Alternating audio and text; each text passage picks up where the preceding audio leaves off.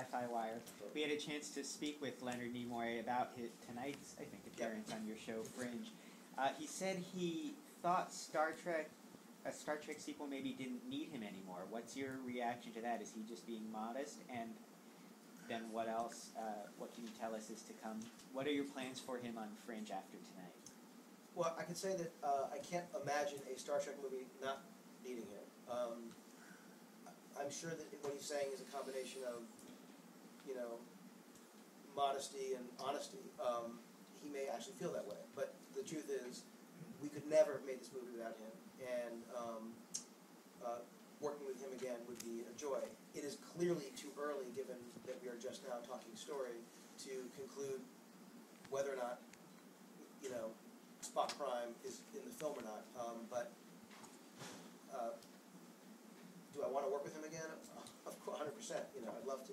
In terms of his role as William Bell, none of us could believe our luck that we convinced him to say yes to be in the show. He is wonderful in the show, and I will say this is not the last you will see of this character. But he's going to have a meeting with Olivia. Why are you so angry? Will we get to see him face off with Walter? I don't want to kind of give anything away, but like I said, this is not the last we'll see of him, and I think that he is so good and so wonderful to work with that I wouldn't limit the possibilities of what we'll get to do. Jean-Baptiste Dessus with from France. Bonjour, ça va? Ça va bien, merci.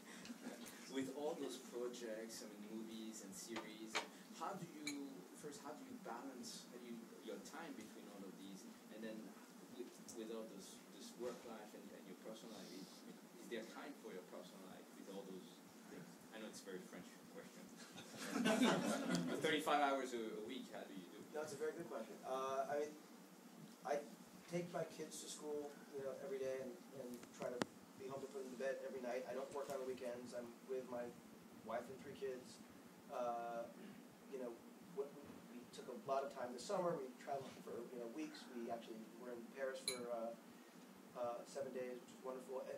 The truth is that it's hard. Any of our jobs is hard to juggle the responsibilities and find time for life and friends. The family is the most important thing. So it's not like there's an option. That just is the priority. The challenge is how in a work day do you balance all the stuff that we all do. And the answer, for me at least, is I work with amazingly talented people, a lot of wonderful producers and writers and executives who do amazing work. Are there fires to put out? Are there problems? Do things come up? Of course. And there are days when I just feel like I can't possibly do it well, and there are certainly days where I don't. But the balance is, it's a challenge, and it's also a question of, to the best of my abilities, delegating responsibility to people who are worthy and deserving of that and more, and to be lucky enough to give people a chance to do their best work, as, for example, Tom Cruise gave me an opportunity to direct a feature film, which was in many ways, crazy. Like, I'd never had that chance before, and he let me do it.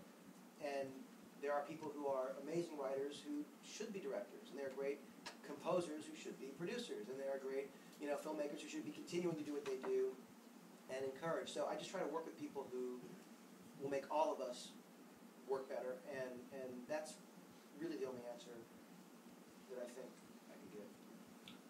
You have asked right? Cindy White from IGN.